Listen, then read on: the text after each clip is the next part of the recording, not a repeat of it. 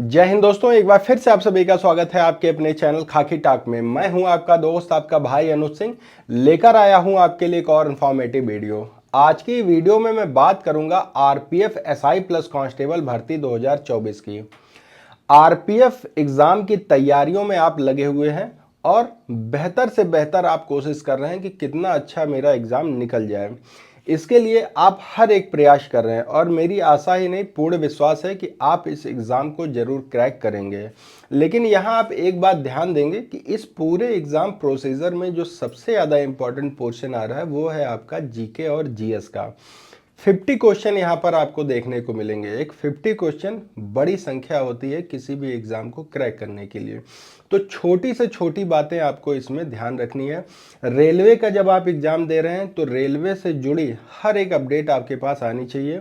और हो सकता है कि कोई ऐसा छोटे से छोटा सवाल आपसे पूछ लिया जाए जो आपको फंसा दे और वही एक क्वेश्चन आपके सिलेक्शन में बाधा पहुंचा दे।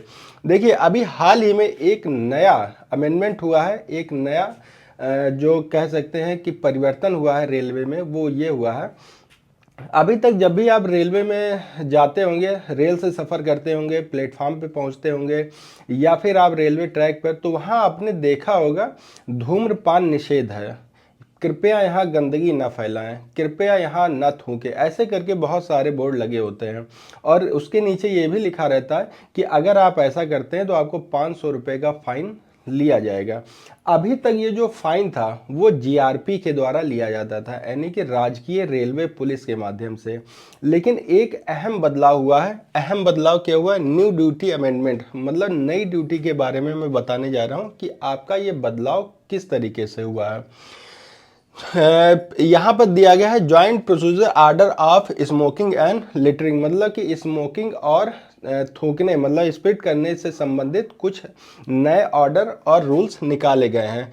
फाइन, जो यहाँ पर फाइन है वो कलेक्शन का काम, जैसा कि मैंने अभी आपको बताया कि वो काम करती थी जीआरपी, लेकिन अब ये काम दे दिया गया है आरपीएफ को।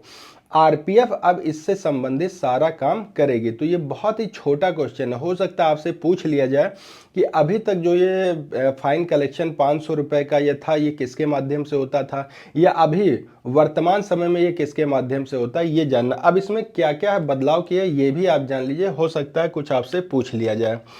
तो जो फाइन कलेक्शन का काम होगा, इसके लिए आपकी 2 बुकलेट बनाई गई है। यहाँ सक्षम अधिकारी कौन होगा, कौन फाइन कलेक्ट कर सकता है, ये भी आपसे पूछा जा सकता है, उसको मैं भी बताऊंगा।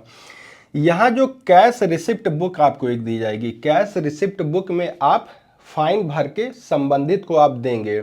जैसे कि सपोज दैट आप एक सक्षम पुलिस अधिकारी हैं आरपीएफ में और किसी ए पर्सन ने स्प्लिट किया या किसी ने धूम्रपान किया सार्वजनिक जगह पर, तो आप एक रिसिप्ट उसको देंगे 500 रुपये फाइन भर के।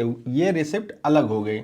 लेकिन अब आप रेलवे को ये पैसा कैसे देंगे? भाई आपने तो पैसा ले लिया ए पर्सन से, अब आप रेलवे को ये पैसा कैसे देंगे? तो इसके लिए कैश रिम्बर्समेंट मेमो बुक बनाई गई है, मतलब 2 बुक यहाँ पर बनाई गई है। दोनों बुक आपको याद रखनी है। बहुत छोटा सा सवाल है, हो सकता है कि कुछ आपसे पूछ लिया जाए। तो आप कैश कलेक्ट करने के लिए ये बुक देंगे और रेलवे को जब आप कैश सारा देंगे तो आपको ये मेमो भरना होगा। ठीक है।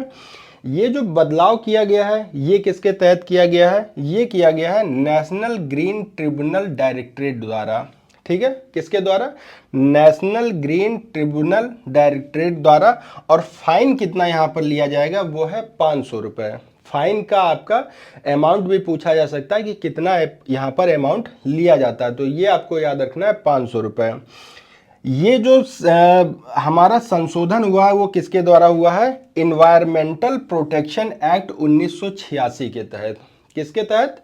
इन्वायरमेंटल प्रोटेक्शन एक्ट 1986, ये आपको याद रखना है। इसके तहत अगर कोई सार्वजनिक स्थान पर रेलवे की संपत्ति पर कोई इस तरीके का काम करता है तो उसको 500 रुपये फाइन दिया जाएगा। नेशनल ग्रीन ट्रिब्यूनल डायरेक्टरेट द्वारा ये नई ड्यूटी, आपको नई जिम्मेदारी दी गई है। आप इन मेमोज में अपना जो ये फाइन है उसको कलेक्ट करेंगे और फाइन की अमाउंट जो होगी वो 500 होगी। अब सबसे ज़्यादा इम्पोर्टेंट बात कि ये फाइन कलेक्ट कौन करेगा? तो यहाँ पर साफ साफ बताया गया है सक्षम अधिकारी। अब इसके लिए जो सक्षम अधिकारी है वो है जो असिस्टेंट सब इंस्पेक्टर, जिसको हम एएसआई बोलते हैं। एएसआई ऊपर से लेवल का कोई भी अधिकारी है। कांस्टेबल, हेड कांस्टेबल इस फाइन को कलेक्ट करने के लिए एलिजिबल नहीं है, उनके पास ये जिम्मेदारी नहीं होगी, ठीक है। तो वो फाइन कलेक्ट करेंगे असिस्टेंट सब इंस्पेक्टर से ऊपर रैंक का। अभी तक जीआरपी लेती थी, अब लेगी आरपीएफ। लेकिन कांस्टेबल और हेड कांस्टेबल, यहाँ एक बात और ध्यान रखेंगे, बहुत छोटी सी बात है। दैनिक जब आप ड्यूटी में जाएंगे तब आपको ये चीज़ें याद रखनी होगी।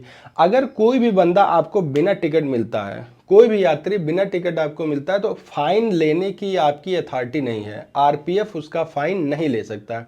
आरपीएफ की ड्यूटी सिर्फ इतनी होती है कि वो प्लेटफॉर्म की सुरक्षा करेंगे, ट्रेनों की सुरक्षा। लेकिन अगर कभी कोई ऐसा संदिग्ध व्यक्ति दिखता है, आप उसको गिरफ्तार करके और ले जा सकते हैं। अगर उसके पास टिकट नहीं है तो जो अथॉरिटी है, जैसे कि जिसको बोलते हैं टीसी, टीटी, जो भी, उनके पास आप ले जाएंगे, वो फाइन काटेंगे। तो इस चीज़ का आपको विशेष ध्यान रखना है, क्योंकि आजकल सभी की जेब में कैमरे और सभी के हाथ में मोबाइल है, तो उस एक्टिविटी से आपको बचना है, ठीक है। तैयारी आपकी कैसी चल रही है? मॉक टेस्ट आप लगा रहे हैं कि नहीं लगा रहे हैं, इसके संबंध में आप मुझे ज़रूर बताइए। मॉक टेस्ट में आपके कितने नंबर आ रहे हैं ये मुझे कमेंट करके आप बताइए, देखता हूं कि किसके नंबर कितने अच्छे आ रहे हैं, ठीक है। और इससे रिलेटेड अगर आपको कहीं कोई जानकारी लेनी है, कुछ आपसे कोई चीज़ मिस हो रही है जो समझ में ना आई हो आपको, आप बेशक मुझे कमेंट करिएगा। 24/7 आपका भाई आपके लिए अवेलेबल रहता है। तो मिलता हूँ एक और इन्फॉर्मेटिव वीडियो के साथ, तब तक आप सभी को जय हिंद, जय भारत।